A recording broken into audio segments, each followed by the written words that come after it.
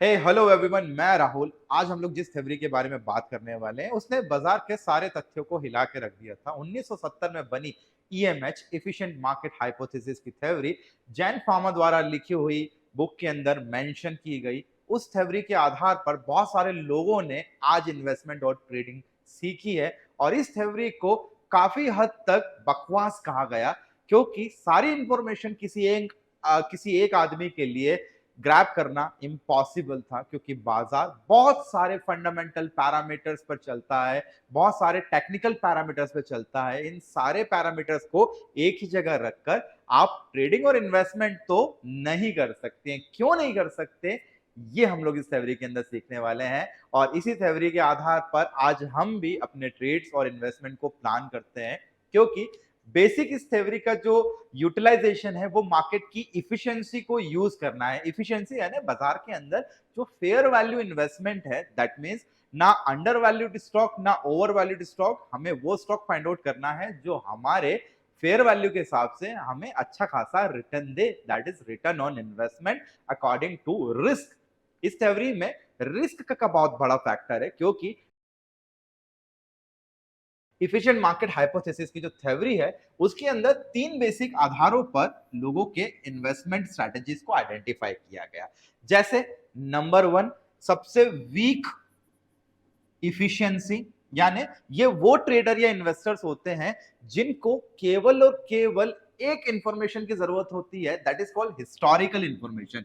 यानी उनको हिस्ट्री पता होना चाहिए। लेट्स सपोज मैं एक एग्जांपल लेता हूं कि रिलायंस की अगर 2000 की बात करें, जब से ये स्टॉक ऑलमोस्ट बढ़ना चालू हुआ था, अगर मैं 200 रुपए पर रिलायंस को बाय करता तो मुझे उस 200 रुपए के हिसाब से उस स्टॉक के कुछ बैक हिस्ट्री को आइडेंटिफाई करना था। दैट मींस ये वो ट्रेडर्स होते थे जो वीक इफिशिएंट होते थे, जिनके लिए इंफॉर्मेशन डजंट मैटर, उनके लिए केवल हिस्ट्री में क्या हुआ और उस हिस्ट्री को आइडेंटिफाई करके वो उसके फ्यूचर के अंदर प्रेडिक्शन करते थे। That is the weak efficient market. इस थ्योरी का सबसे पहला और सबसे इजी फंडा जो लोगों को यूज करना चाहिए, आज भी इस थ्योरी को यूज किया जाता है, क्योंकि हेनरी चार्ल्स डॉ जोन्स कहते हैं कि हिस्ट्री रिपीटेड इटसेल्फ, यानी इतिहास बार बार दोहराता है। तो हमें पास्ट में जाकर उसके अंदर क्या मोमेंटम्स हुए, उसके अंदर क्या इवेंट्स हुए, क्या उसने पास्ट के अंदर जो है लिक्विडिटी या फिर वॉलेटिलिटी के हिसाब से फ्यूचर के अंदर जो है मोमेंटम दिए, तो हमें कुछ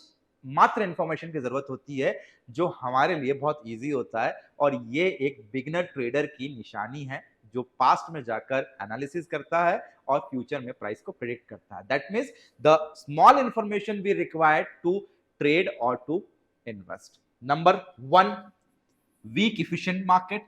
number two, semi strong market, यानी इसके अंदर आप लोगों को और इंफॉर्मेशन की जरूरत पड़ेगी। यानी आपको हिस्ट्री इंफॉर्मेशन तो जरूरी है, साथ में और डाटा की भी जरूरत पड़ेगी। दैट मींस इस थ्योरी को यूटिलाइज करके आप और अच्छे फ्यूचर फोरकास्टिंग कर सकते थे, जो इस थ्योरी का आधार बना।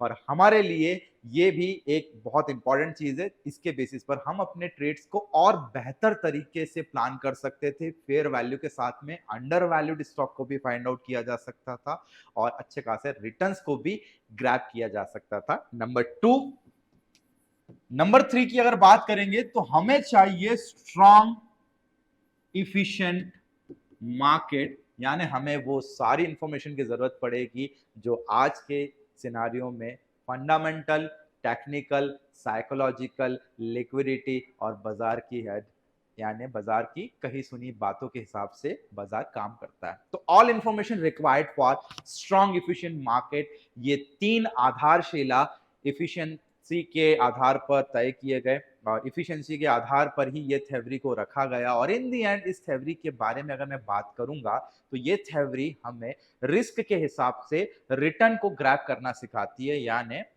जैन वहां फार्मा ने कहा है कि जितना रिस्क लेंगे उतना ही आपको रिटर्न मिलेगा, और ये बात बिल्कुल सच है।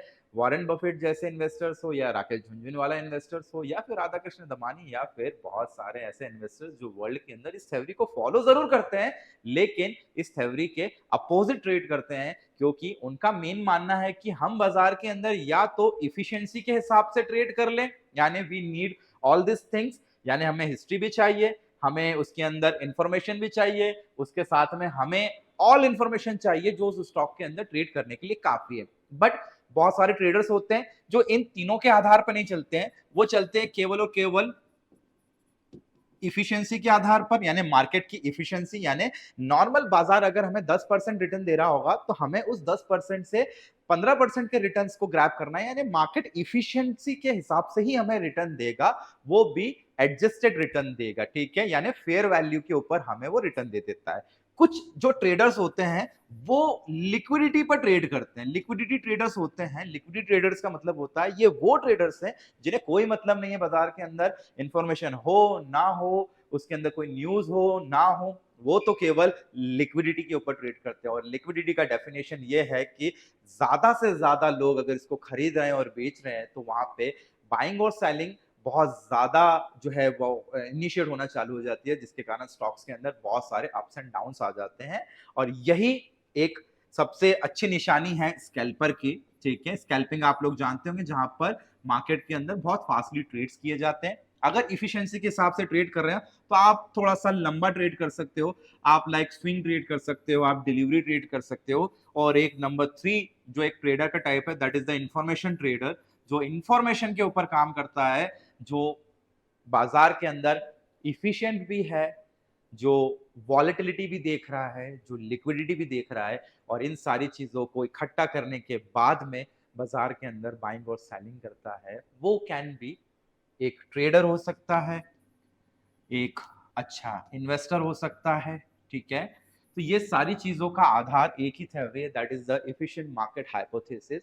हाइपोथेसिस इसलिए कहा गया क्योंकि ये आधारशिला नहीं बना है, इस थ्योरी के हिसाब से लोगों ने अपने बेंचमार्क सेट नहीं करे हैं, क्योंकि जब हम बेंचमार्क सेट करते हैं तो वो बेंचमार्क से हमें बहुत अनएक्सपेक्टेड रिटर्न्स की जरूरत होती है, यानी हमें हमें अल्फा ट्रेडिंग नहीं करना है, हमें पेसिव इनकम्स को जनरेट करना है, हमें कई बार जो है उस इनकम को सेव भी रखना है मार्केट के अंदर। एप्रिसिएशन से ज्यादा प्रिजर्वेशन इज मोस्ट इंपॉर्टेंट, यानी अगर आप लोग बार बार बिना सोचे समझे ट्रेडिंग कर रहे हो तो आप लोग स्कैल्पिंग कर रहे हो और आपको आपके पैसे के खोने का डर होना चाहिए। इस बात से हम लोग बहुत सारे लोग जो हैं वो वाकिफ नहीं है, क्योंकि इन थ्योरीज को बनाया इसलिए गया था ताकि आप बाजार को हर स्तर पर टेस्ट करें।